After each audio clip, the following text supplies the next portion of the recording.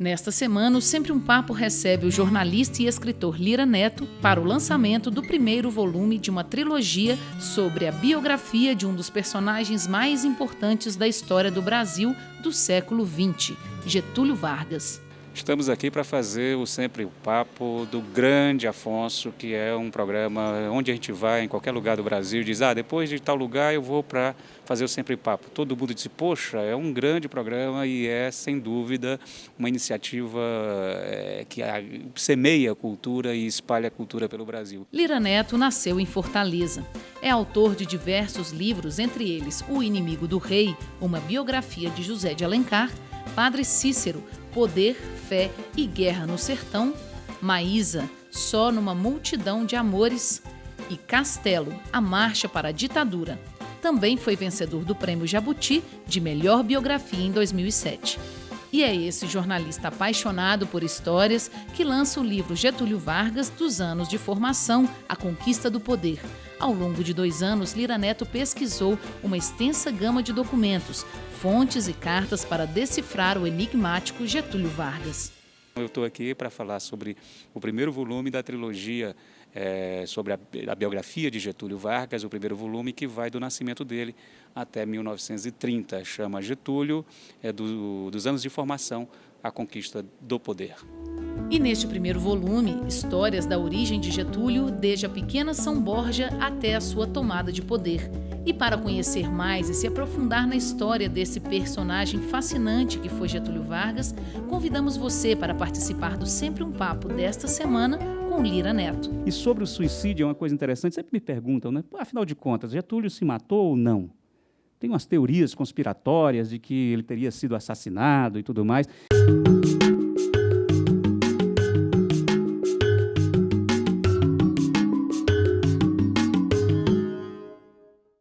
Bem, seu livro trata do início do período da história de Getúlio.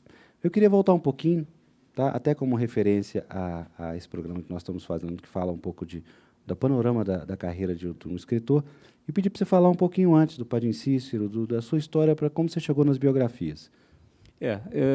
Essa é, se eu não estou errando a conta, a quinta ou a sexta biografia que eu escrevo.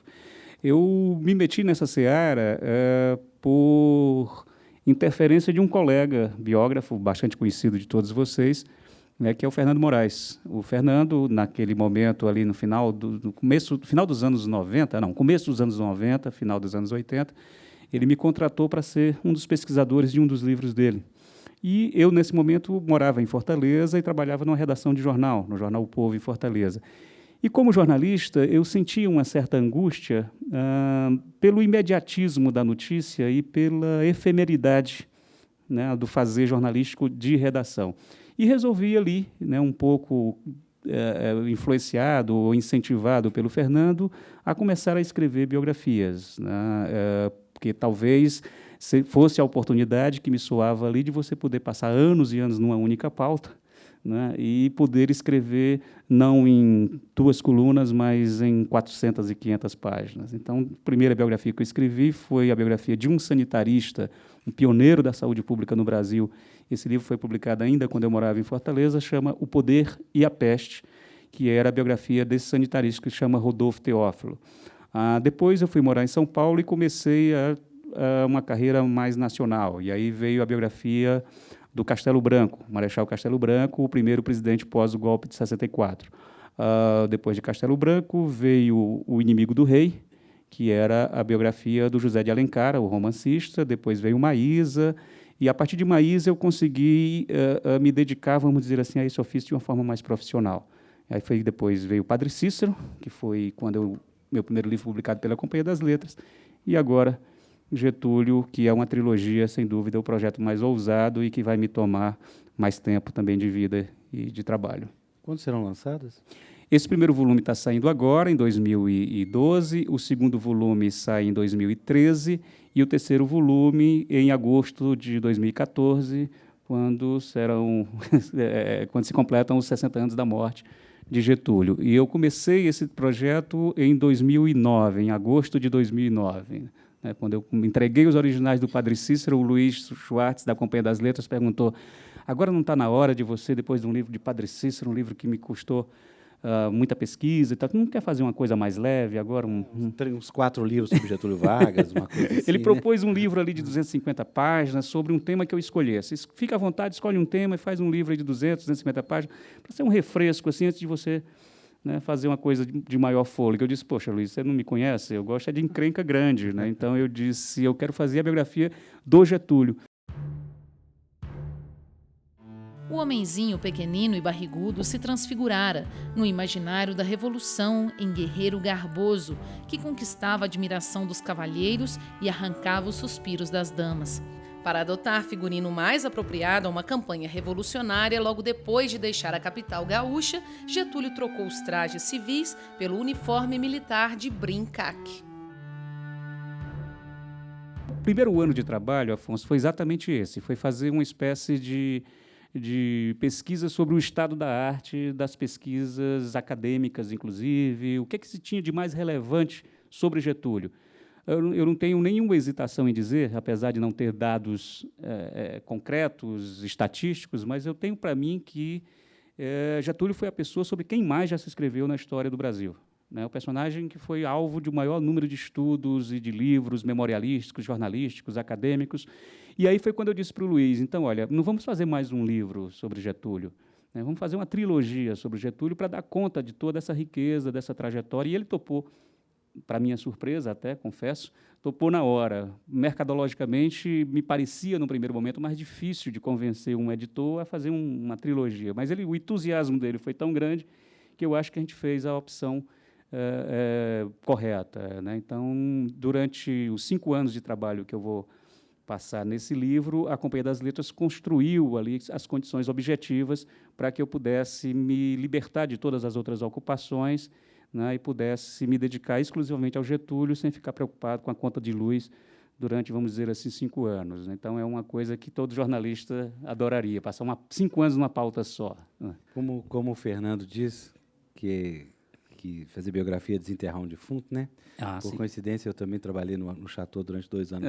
Eu sei. E como é que você está fazendo para desenterrar esse defunto? Fala aí do seu trabalho uma das vezes que eu fui lá no Jô, e acho que foi sobre a Maísa, e eu falei para ele o seguinte, que uma das coisas que eu faço, que eu costumo fazer, é, diante do meu computador, assim, eu começo a colar fotos do personagem, desde menino, mais jovem e tal. Aí o Jô disse assim, poxa, mas isso aí é técnica de serial killer, né? Ou seja, você está querendo conhecer o cara para poder matá-lo. Eu disse, a diferença é que para trazê-lo de volta à vida. Ele já está morto, então a intenção é justamente a oposta.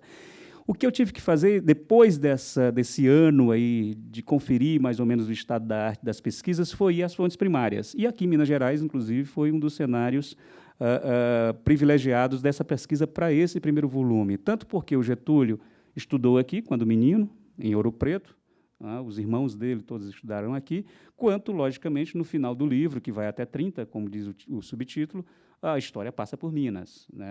A história passa pela Aliança Liberal, pelo Antônio Carlos. Então, toda a história também trafega um pouco por esses cenários. Com efeito, Getúlio terminaria a viagem falando maravilhas de Minas Gerais. Derramou-se em elogios à administração laboriosa e fecunda de Antônio Carlos. Disse que estava admirado com o franco desenvolvimento do parque metalúrgico local e não dispensou exclamações para os modernos fornos da Companhia Belgo-Mineira, onde assistiu ao processo de transformação do minério de ferro em aço, atividade que Getúlio definiu então para a imprensa de Belo Horizonte como a indústria do futuro. O que você traz de novo nesse cenário imenso de pesquisa que você fez? Esse primeiro volume tenta responder a seguinte indagação básica. Afinal de contas, quem é esse cara que chegou em 1930 ao poder? Quem é esse gaúcho baixinho, né, que até então não era tão conhecido, tinha sido ministro da Fazenda do Washington Luiz, presidente do estado do Rio Grande do Sul, como se chamava à época, governador do Rio Grande do Sul, como se diria hoje, né, deputado federal, ou seja, ainda um sujeito que não parecia estar devidamente cacifado para ser um candidato à presidência da República e logo em seguida chegar ao poder máximo do país. Então, a pergunta que perpassa essas 600 páginas é, afinal de contas, quem é esse cara? né?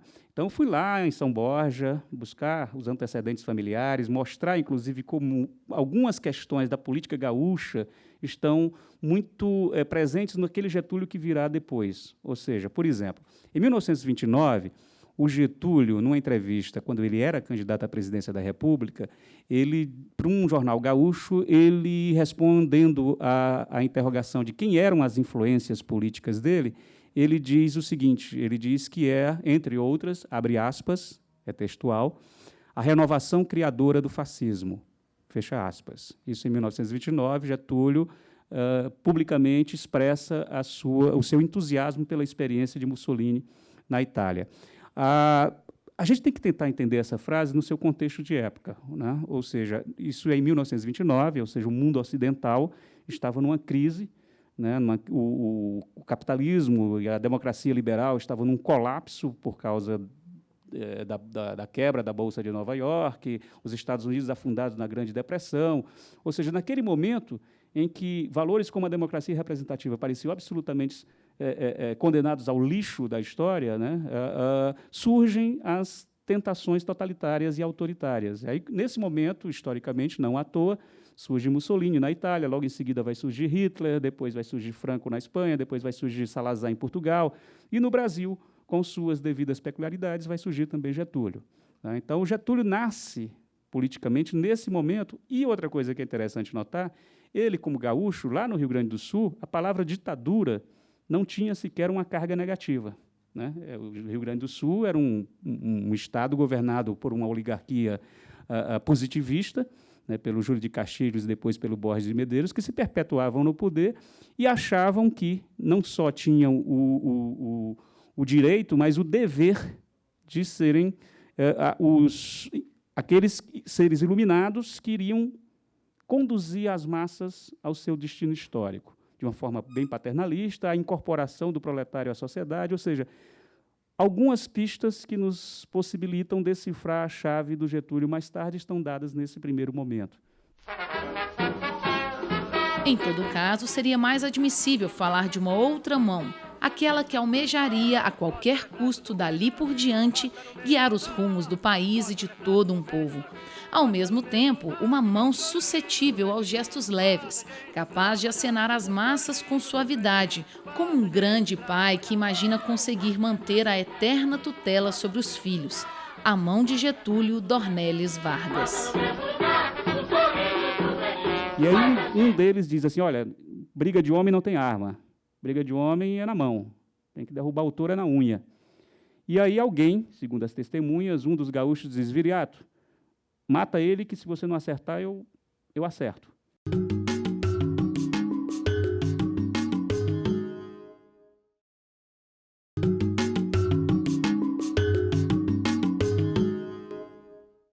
E o Sempre um Papo está de volta com o jornalista e escritor Lira Neto, que lança o livro Getúlio Vargas, dos anos de formação à conquista do poder.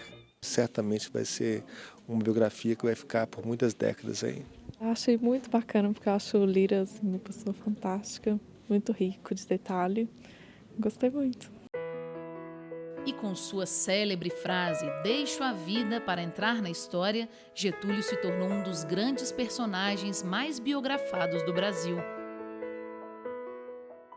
E sobre o suicídio é uma coisa interessante, sempre me perguntam, né? Afinal de contas, Getúlio se matou ou não? Tem umas teorias conspiratórias de que ele teria sido assassinado e tudo mais. Nesse livro, Afonso, eu mostro que o suicídio, né, do Getúlio, ou o suicídio para o Getúlio, sempre foi uma sombra muito presente desde a sua juventude, né? Ele teve um padrinho que se matou, o sogro dele, né, o Sarmanho, se matou, porque faliu, ele era um homem rico, a família mais rica de São Borja, faliu e se matou. Em 30, quando o Getúlio está pegando o trem, o comboio ferroviário para ir, sair de Porto Alegre para ir até o Rio de Janeiro, reclamar a posse do poder, após a deposição, né, nesse meio tempo, Washington Luiz cai e tudo mais.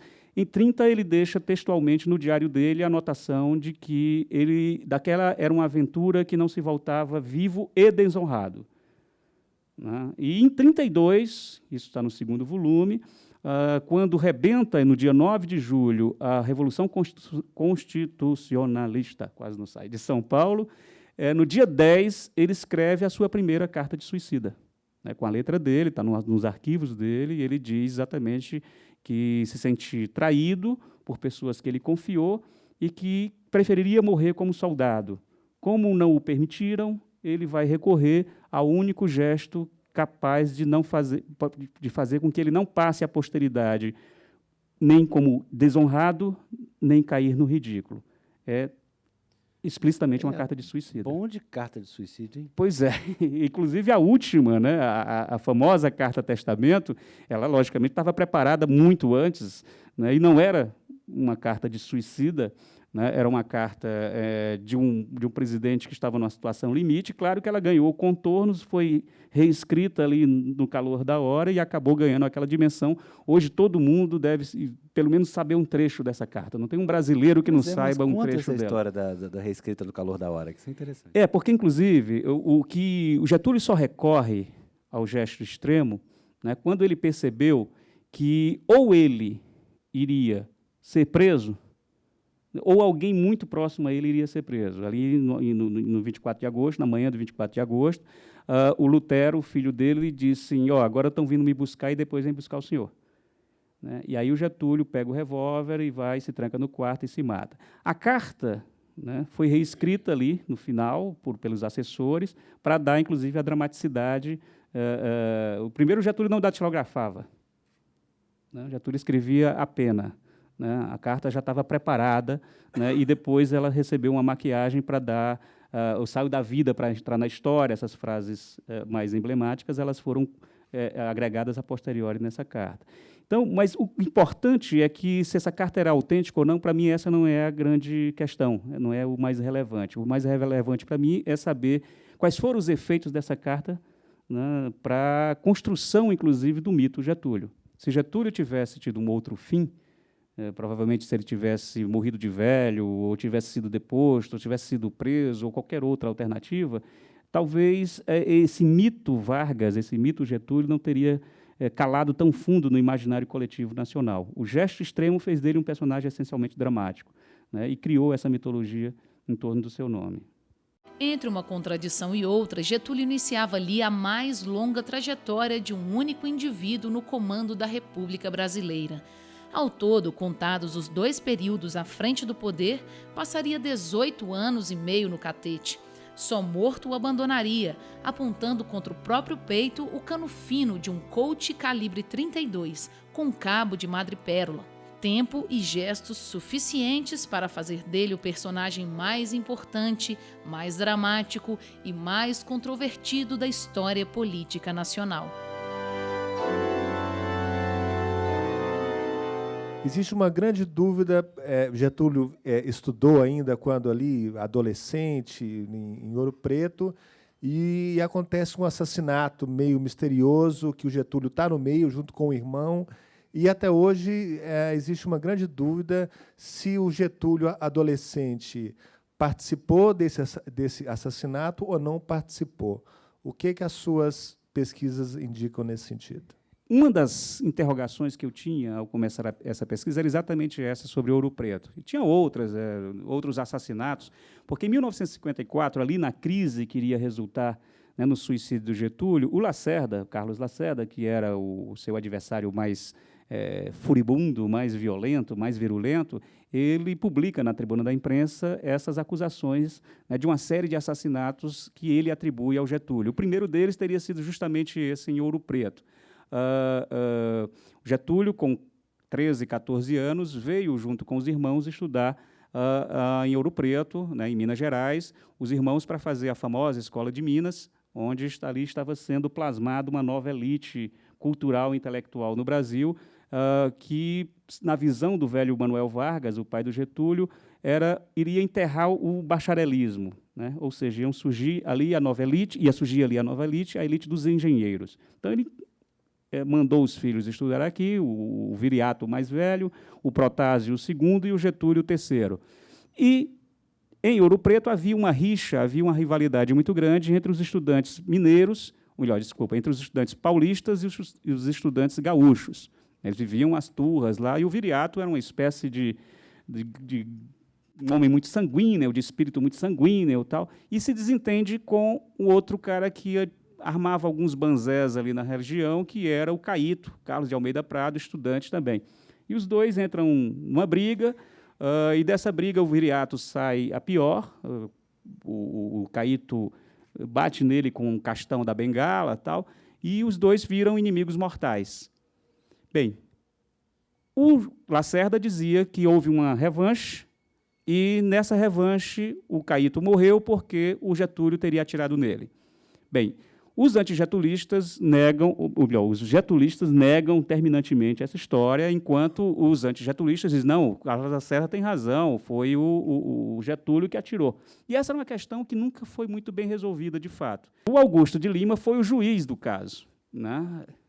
Ele julgou o caso e recaía uma suspeita histórica, né, de que ele teria favorecido a família Vargas e tentado ali fazer vistas grossas e não pronunciado os irmãos Vargas nessa história. Você chegou a ler todo os autos? É isso aí que agora que eu vou chegar, né? Porque é o seguinte, o filho do Augusto de Lima Júnior, na tentativa de defender o pai, publicou um livro em 1952 chamado Serões e Vigília, em que ele pinça trechos dos autos do processo para tentar inocentar o pai dessa acusação histórica. Bem, eu não poderia me contentar com essa única fonte, né, e eu tinha que encontrar os autos. Então, eu vim para Ouro Preto, passei uma semana em Ouro Preto, e aqui, né, em Ouro Preto, melhor dizendo, eu localizei os autos do processo, lá na Casa dos Contos, onde está a íntegra, as 400 páginas manuscritas, microfilmadas, desse processo. Então, da leitura exaustiva desses autos, eu fotografei página a página, levei para São Paulo para decodificar isso, tal. Da leitura disso, percebi que o nome do Getúlio só aparece uma única vez no processo, inclusive citado pelas testemunhas. Na seguinte situação, quando o Protásio é preso porque a polícia começou a perseguir todos os gaúchos, porque todos os gaúchos viraram suspeitos em potencial. Então, o Protásio é preso e, no seu depoimento na delegacia, ele diz que estava com aquele dinheiro, acharam o dinheiro no bolso dele, disse, não, esse dinheiro é o dinheiro que a gente guarda em casa, eu peguei uma parte, deixei outra parte com o meu irmão Getúlio, para ele também fugir, uma vez que estavam querendo pegar todos nós gaúchos. É a única referência ao nome do Getúlio em todo o processo. E as testemunhas de acusação, testemunhas oculares do crime, né, 3 paulistas que sobreviveram, né, Você não contou como é que foi o crime. Como é que foi o crime? Na verdade, foi o seguinte, 4 estudantes paulistas e 4 estudantes gaúchos se encontraram, né, em determinada altura, ali na rua, que hoje, por coincidência, se chama Getúlio Vargas, outra coincidência histórica. Eles se encontraram ali, e ali o Viriato ameaça o Caíto, Carlos de Almeida Prado, e puxa o revólver. E aí um deles diz assim, olha, briga de homem não tem arma, briga de homem é na mão, tem que derrubar o touro é na unha. E aí alguém, segundo as testemunhas, um dos gaúchos diz, Viriato, mata ele que se você não acertar, eu acerto. E aí o Viriato Vargas, o irmão mais velho do Getúlio, atira, né, dá 2 tiros, um no pé e outro no tórax do Caíto, e o Caíto cai e 3 dias depois morre. Foi uma comoção geral na época, né, e eles fogem. O que é interessante notar é o seguinte, que o Viriato foge de volta para o Rio Grande do Sul e vai voltar a viver em São Borja como se nada houvesse acontecido, e um estudante amigo dele, Benjamin Torres, que o ajudou a fugir, o pai do Viriato, o pai do Getúlio, fica tão agradecido que resolve acolhê-lo no Rio Grande do Sul, paga os estudos dele, ele se forma em medicina e vai, depois de formado, montar um consultório em São Borja. E o pai do Getúlio, agradecidíssimo por ele ter ajudado o filho dele a fugir. Só que o Benjamin Torres comete um erro fatal. Ele se alia aos inimigos políticos dos Vargas. Resultado, é morto, assassinado, por um pistoleiro que ficou comprovadamente, nesse segundo inquérito, pago pelo Viriato. Então, assim, e o Getúlio atua, nesse momento, inclusive já crescido, já atua como advogado de defesa do irmão. Os irmãos do Getúlio vão dar muito trabalho a ele o resto da vida.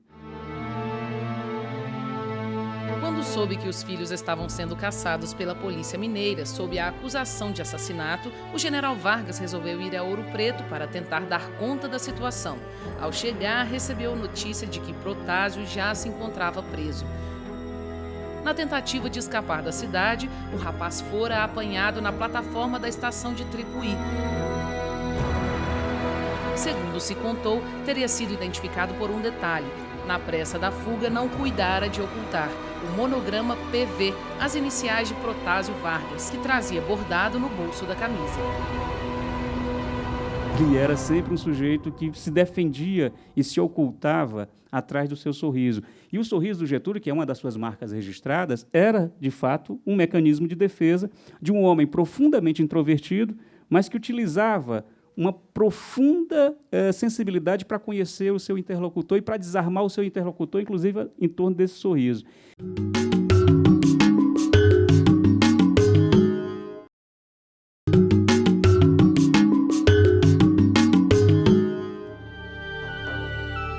E neste bloco você acompanha um pouco mais sobre a história do país pelos olhos do jornalista Lira Neto, no lançamento do livro Getúlio Vargas, dos anos de formação à conquista do poder. Interessantíssimo. Primeiro que ele escreveu e agora ele convenceu, juntou as duas coisas, a fala e a escrita. Gostei muito do papo, né? Assim, muito rico da história do nosso país. Acho que bacana, muito interessante. Eu sou pesquisadora de Getúlio. Sou apaixonada pela imagem dele e também acredito que, para o bem e para o mal, ele foi uma figura importante. Bem, eu pesquisei, foi uma biografia dele para criança, Getúlio Vargas para criança, e a minha questão era ver como é que a identidade dele é construída, né, para as crianças daquela época, do Estado Novo, o que ele queria, o projeto de nacionalismo. Né? A epígrafe desse livro é a seguinte: sou contra biografias. Getúlio Vargas. Só que ele era contra biografias... Fazia várias. E fazia várias, né? Ou seja, o DIP, Departamento de Imprensa e Propaganda do Estado Novo, fez uma série de biografias, de cartilhas, inclusive para jovens e para crianças, e deve ser uma dessas a que você se refere. Né? Eu cito alguns títulos, porque era Getúlio Vargas para crianças, Getúlio Vargas para a criança do Brasil Novo, Getúlio Vargas para a gente moça, Getúlio Vargas... Então, assim, ali se dá realmente a tentativa de construção dessa imagem do Getúlio. Fiquei curioso, inclusive, em relação ao teu trabalho, porque, para mim, isso é fundamental para compreender o Estado Novo, ou seja, esse processo de construção da personalidade do Getúlio. Ao contrário do que afirmou em 1950 ao jornalista Rubens Vidal, repórter da extinta revista do Globo, Getúlio Vargas não era contrário a biografias. Na verdade, era a favor, mas, como todo biografado, desde que falassem bem dele.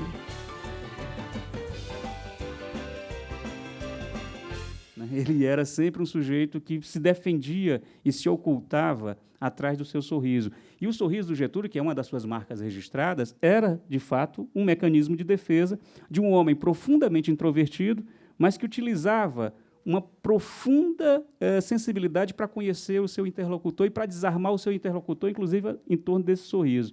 Tem uma passagem que eu acho muito interessante, quando o Getúlio está recebendo as pessoas no gabinete, aí chega um político e diz uma série de coisas e tal, e ele diz: o senhor tem razão, em tudo que o senhor fala, tudo que o senhor está dizendo aí, o senhor está coberto de razão. Aí esse sai, entra um segundo, fala exatamente o oposto do que aquele primeiro falou, e aí o Getúlio disse: você tem completa razão, tudo que você falou aí é verdade. Aí a mulher dele estava do lado e disse: mas Getúlio, peraí, depois que os dois saíram, né? Um chega e diz uma coisa, o outro chega e diz exatamente o oposto.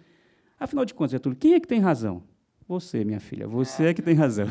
Então, ele tinha essa habilidade, vamos dizer assim, que acabou eternizando uma série de clichês em torno dele, assim, o enigma, o enigmático, a esfinge. Outro episódio muito interessante, quando um estrangeiro vem conversar com ele, um jornalista estrangeiro, e diz, ele já ditador, né? E diz: o senhor deve ser um homem de muitos inimigos, né? Ele disse: sim, mas não tão sólidos ao ponto de que um dia eles não possam se transformar em meus amigos. Ah, então o senhor é um homem de muitos amigos? Sim, sim, sim, mas não tão firmes que um dia eles não possam vir a ser meus inimigos. Então, esse pragmatismo que parece que está bem na moda agora, né? Essa coisa dos inimigos se transformarem em amigos, isso era uma coisa muito típica do Getúlio, né, naquele instante. Ele tinha essa capacidade, até tinha uma coisa do pessoal diz assim, quando estavam conspirando contra ele, a dizer, olha, mas segredo absoluto, porque o Getúlio não pode saber disso. Não, claro, estamos conspirando contra ele, então ele não pode. Não, é porque se ele souber que estão conspirando contra ele, ele adere à conspiração. Ele vai também conspirar contra si próprio. Aí cria-se todo um anedotário em torno do Getúlio. Tem só a última, que é fantástica, que uma vez, também é claro que é uma anedota, mas que serve para explicar um pouco, né, a compreensão que se tinha, a imagem que se tinha do Getúlio. Diz que um dia um oficial de gabinete entra no escritório dele, e ele está sapateando ali diante da mesa, né, do birô de trabalho e tal. Ele disse, mas, presidente, o senhor está dançando e sem música? Ele disse, não estou dançando, eu estou tentando dar uma rasteira em mim mesmo e não estou conseguindo. Né?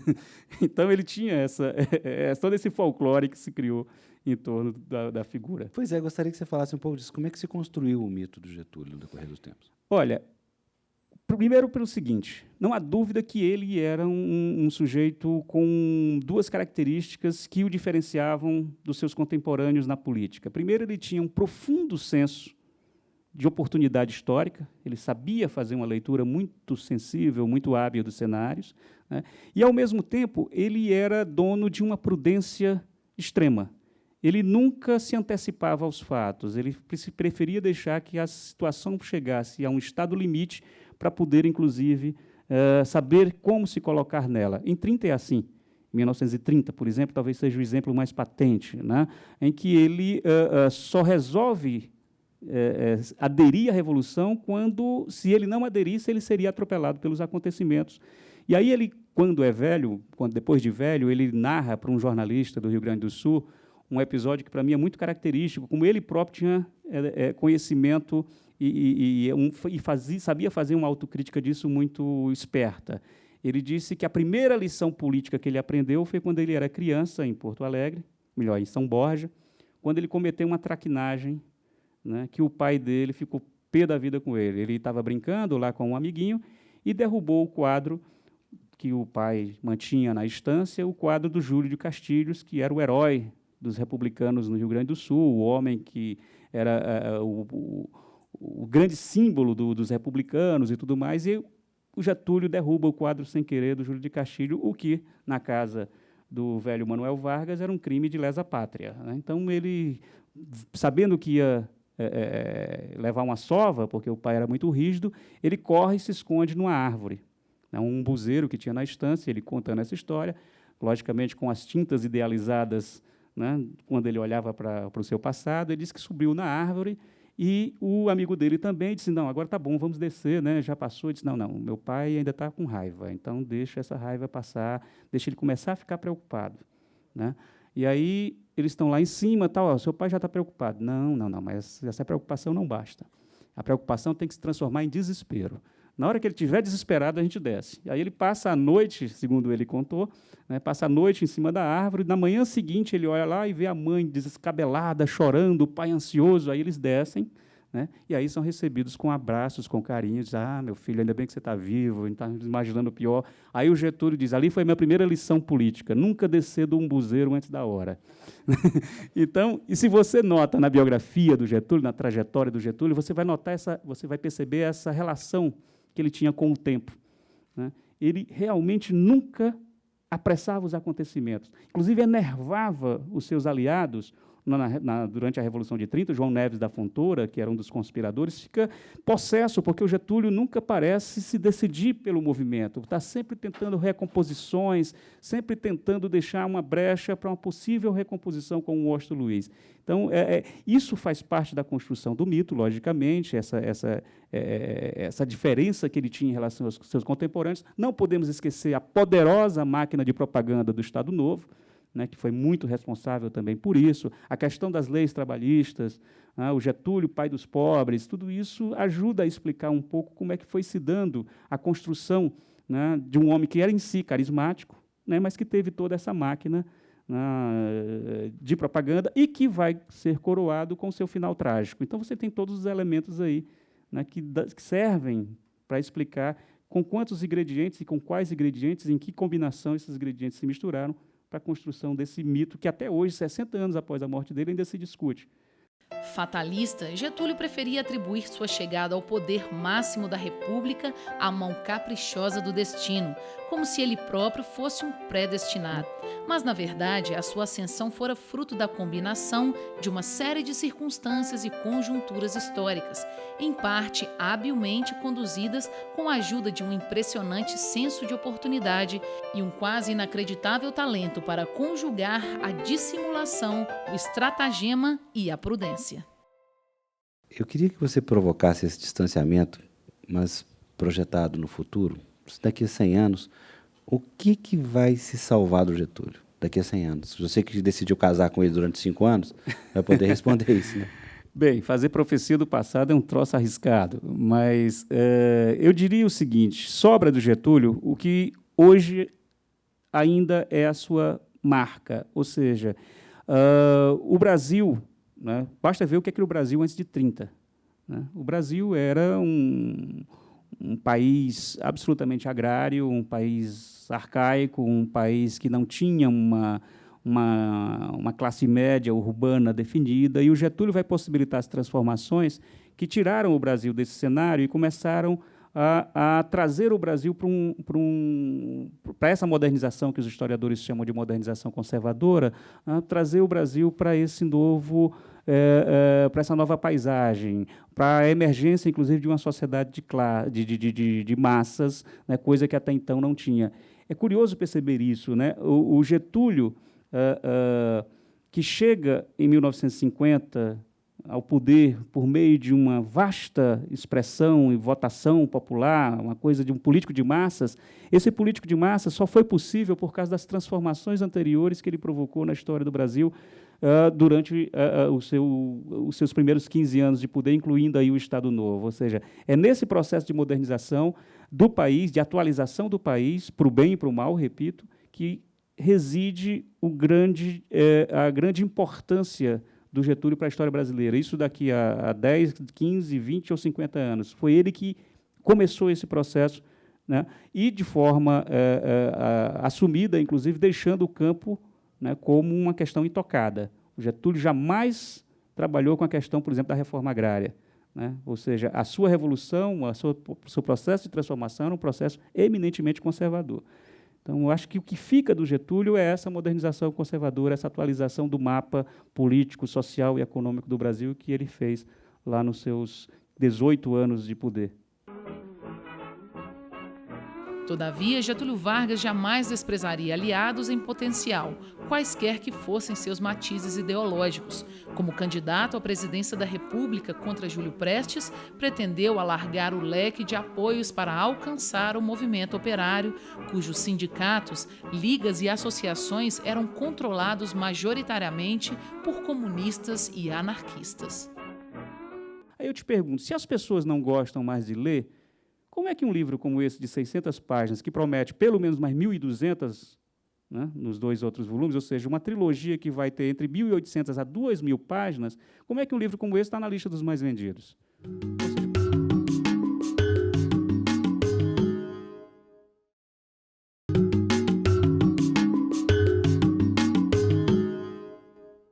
O programa Sempre um Papo está de volta com o escritor Lira Neto. Minha mãe era irmã do Tancredo Neves. E meu pai, Mozardo Ornelis, primo e irmão do Getúlio Vargas. Então, foi o meu pai que apresentou o Tancredo ao Getúlio. E eu, então, com isso, eu acho que no berço já ouvia a política do Brasil, a história do Brasil, e tive a oportunidade, quando menina, de frequentar o Catete, conhecer o Getúlio. E quando ele foi deposto em 45, eu morava na Vila Militar, meu pai era militar. Quando ele faleceu, eu fui uma das primeiras pessoas que chegou no Palácio do Catete, logo depois do suicídio. Então, eu tenho muita relação com toda essa trajetória.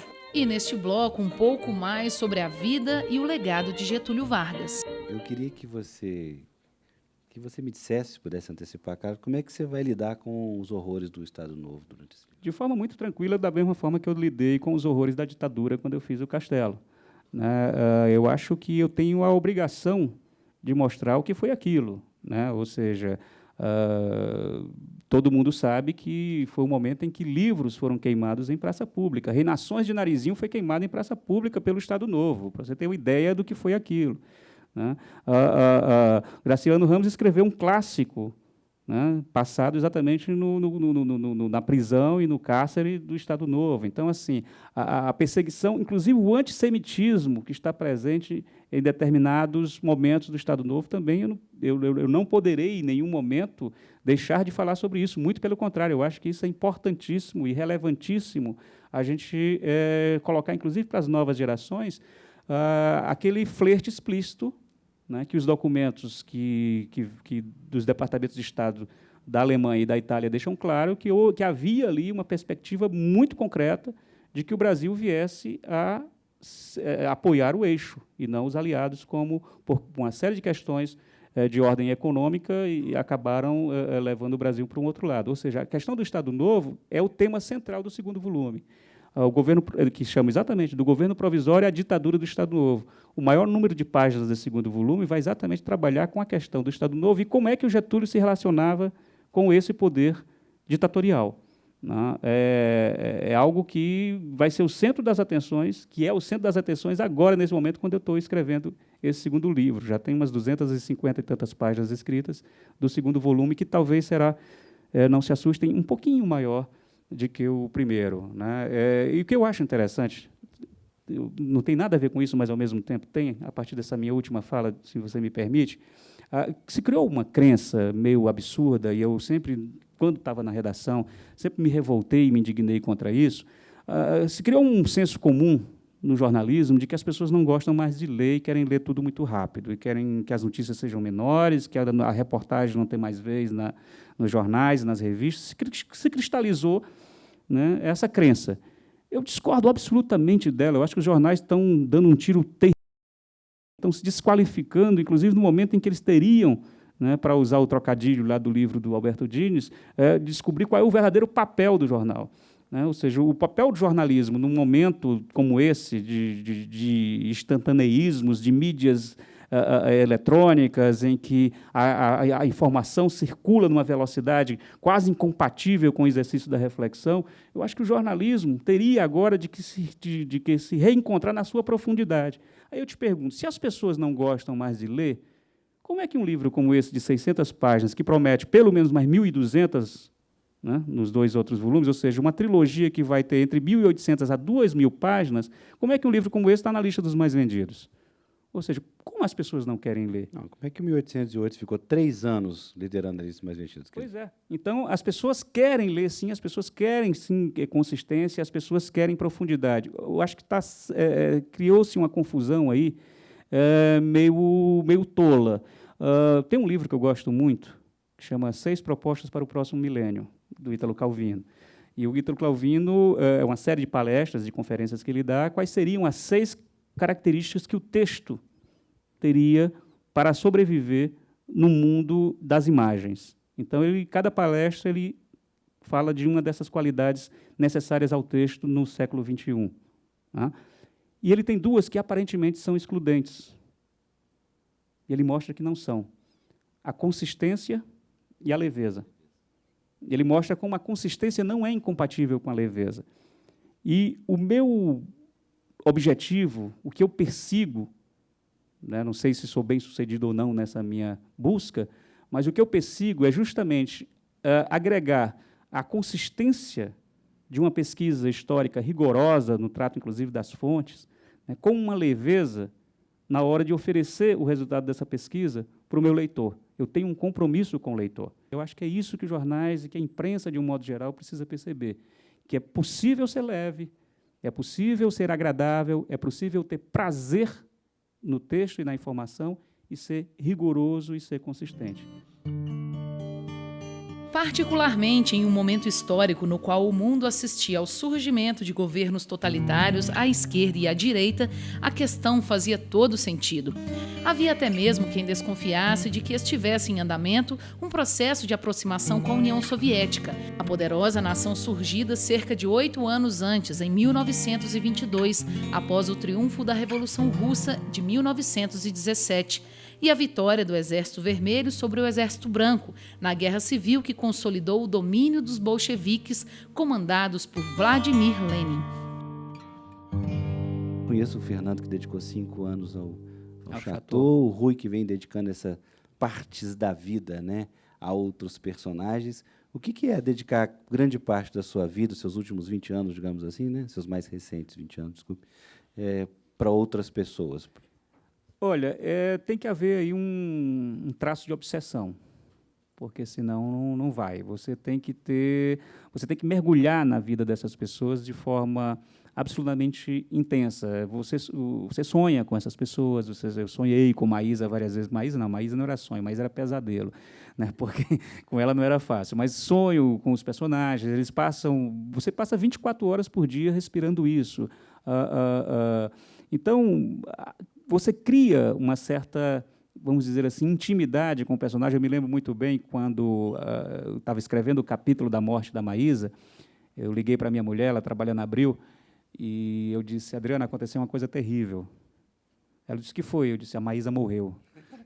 Estava escrevendo o capítulo da morte da Maísa. Ou seja, há um envolvimento inevitável, né, do autor com o personagem.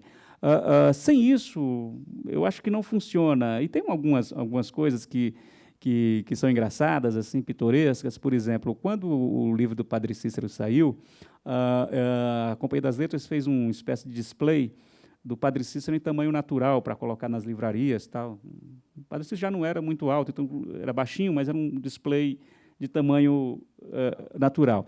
E aí quando passou o lançamento, eu disse: eu quero esse display para pôr no meu escritório, né? Então, eu levei para o meu escritório, o Padre Cícero ficou lá um tempo. E aí, quando eu comecei a escrever o Getúlio, a escrita estava ali arranhada, enganchada, e não tinha uma fluência, porque eu reescrevo muito cada parágrafo, várias vezes, e o texto não estava fluindo, né? E aí, meu filho, que mora no Rio, foi me visitar, e eu falei para ele: olha, não sei, eu não estou encontrando o tom, não encontrei a música ainda do livro do Getúlio. Ele disse: claro, tira o Padre Cícero do escritório, porque senão o Getúlio não entra. E aí, quando eu tirei, para meu espanto, quando eu tirei o Padre Cícero, na verdade, eu pus ele atrás da porta, encostei a porta assim, e botei ele atrás da porta, o texto começou a fluir de uma forma tão interessante. E aí é engraçado essas coisas, né, da relação do biógrafo com o biografado. Tem que haver ali um pouco de intimidade, de interação. Eu preciso saber o que é que o personagem gosta de comer. Inclusive, agora, na quarta-feira, da Folha de São Paulo, vai sair um texto meu sobre o Getúlio à mesa. Então, tem que saber como é que ele come, o que é que ele gosta de comer, como é que ele dorme, como é que ele fala, como é que ele anda. Ele precisa se materializar na minha frente para que eu possa tentar trazê-lo para o texto. Então, tem que ter essa relação que é muito curiosa. E você vai fazer a história do Getúlio Conquistador também? Ah, sim, já está aqui, né? Inclusive, tem um episódio muito engraçado, quer dizer, que nem recebeu tanto destaque, para você ver como é que é essa coisa da obsessão. Mereceu, talvez, um parágrafo no livro, mas me demorou alguns meses de trabalho para descobrir essa informação. Eu sabia que ela não era relevante, mas eu, como biógrafo, eu precisava. É o seguinte: o Getúlio, quando jovem, teve uma grande paixão, né? Uma paixão platônica. Não, lá no Rio Grande, na Faculdade de Direito, né? Lá no Rio, em Porto Alegre. E, numa carta dele já maduro, já casado, o João Neves diz: encontrei na rua a Dama de Vermelho. Né? E era o codinome da paixão platônica dele. Encontrei na rua a Dama de Vermelho. Só faltou te ver, né, do outro lado da calçada, com seu charuto, soltando baforadas, embevecido, diante da imagem da sua musa. Tal. Eu disse: quem é essa Dama de Vermelho? Foi um amor platônico, ou seja, não tem importância nenhuma na vida do Getúlio, mas fiquei com aquele negócio: pô, a Dama de Vermelho, eu tenho que descobrir a Dama de Vermelho. E aí, lendo as outras cartas do João Neves, o João Neves diz: encontrei de novo a Dama de Vermelho passeando na rua, de braços dados ao marido telegrafista. Eu disse: opa, mais uma pista. Ela casou com um telegrafista. E aí a obsessão vai crescendo, né? E aí eu disse, bem, numa outra carta, o João Neves diz o nome dela, Alzira Prestes. Por coincidência, Alzira vai ser o nome da filha do Getúlio, né? Alzira Prestes casada com um telegrafista. Agora eu vou descobrir quem é essa dama de vermelho. E aí fui ler os diários oficiais do Estado do Rio Grande do Sul. Em 1930 e alguma coisa, eu descubro uma portaria do governo estadual dando uma pensão à dona Alzira Prestes pela morte do marido, funcionário dos Correios e Telégrafos. Aí dava o nome do marido. E agora eu tinha o nome dela completo, o nome do marido completo. Fui buscar nos livros de registro dos cemitérios de Porto Alegre e descobri a tumba do casal. Estão enterrados, né, lado a lado, tal. E aí eu fui na administração do cemitério e disse, quem é o dono do jazigo? Aí me deram o nome do personagem, que era o filho. Aí eu disse, você tem o endereço dele? Aí o cara disse, tenho. Onde é? Do lado da cova do pai e da mãe, ele está lá enterrado também. Aí eu disse, agora ficou...